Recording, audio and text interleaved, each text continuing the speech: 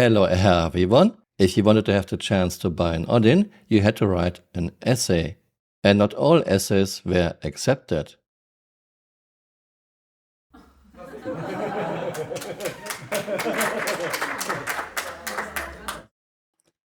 Here we have one from QT6. My dick is too small, I need to compensate.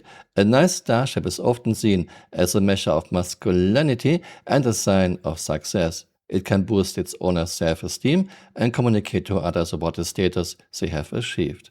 Congratulations! Thank you for your submission. After careful consideration, we are excited to welcome you to the next phase of Odin's Founders Club Access. Yeah, this essay was accepted. A lot of other essays were not. And even if your essay was accepted, you still had to fight through F5 wars. There were waves and limited stock, which I find always funny. Limited stock for a virtual item that is just a JPEG. Yep. But I have news for you. Here we have the impound. You know the site Ollie was an ambassador for. Or maybe he still is ambassador for this site. I don't know. If you missed out on Odin, you can buy now one for only $11,999.99. To be fair, there's more on this than just the Odin. You're getting Odin, Idris P, some Chairman's Club and Concierge Rewards, Luminaria Collection 2955, 2954, Best in Show paints, weapons, and more ships.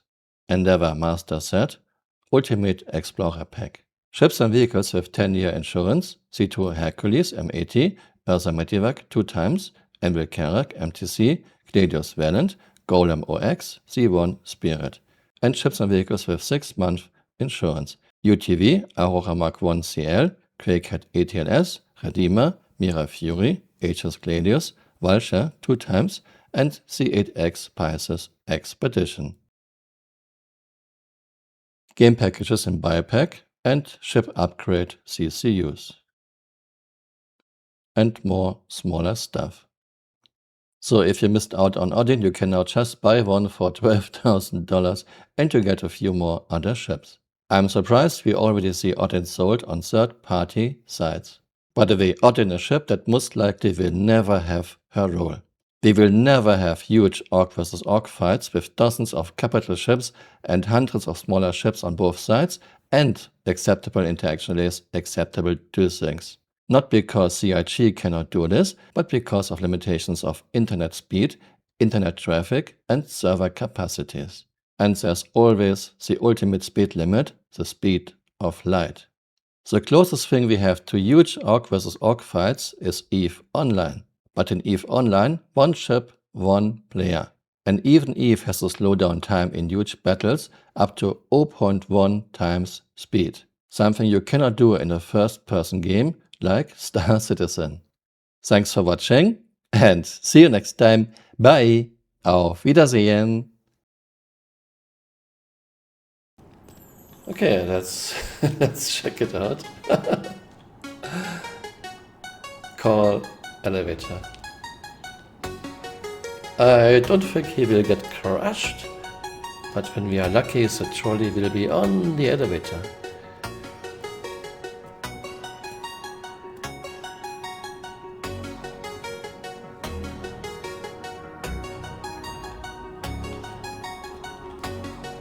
And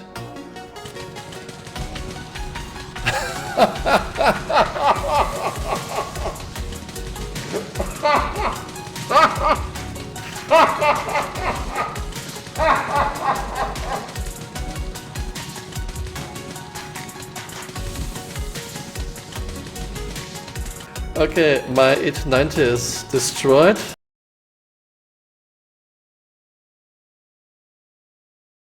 In the old days, when we had a player cap of 24, Star Citizen usually played rather well. There were some issues, but it was not too bad. Then CRG increased player cap to 50, later to 100 players, and issues started to appear. In 3.18 we got PS, Persistent Entity Streaming, because Chris thinks it is so important that you can find a Coke bottle he threw in the woods 4 weeks earlier. And also have the entire system be persistent. So, if you drop a Coke can in a forest somewhere and walk away. That Coke can is remembered, the state of the universe is remembered, so unless someone comes and takes it, it will still be there if you came back even in a month's time or whatever. No quiz, no one cares. Maybe if PS would work without any negative consequences, yeah, maybe. But as it stands, PS seems to be a huge strain on your servers and your database. CRG doesn't even do any cleanups, just go to an outpost and you can see dozens of brick chips that are just kept there for days, weeks and months. Those brick chips are still using up server and database resources. We cannot even salvage them, we cannot move them. If you try to move them, you are getting a crime stat. Why not just remove them? And since we got PS in 3.18, things have gotten way worse with these things. PS is the state of the simulation that's now persisting. That's great. It's behind us.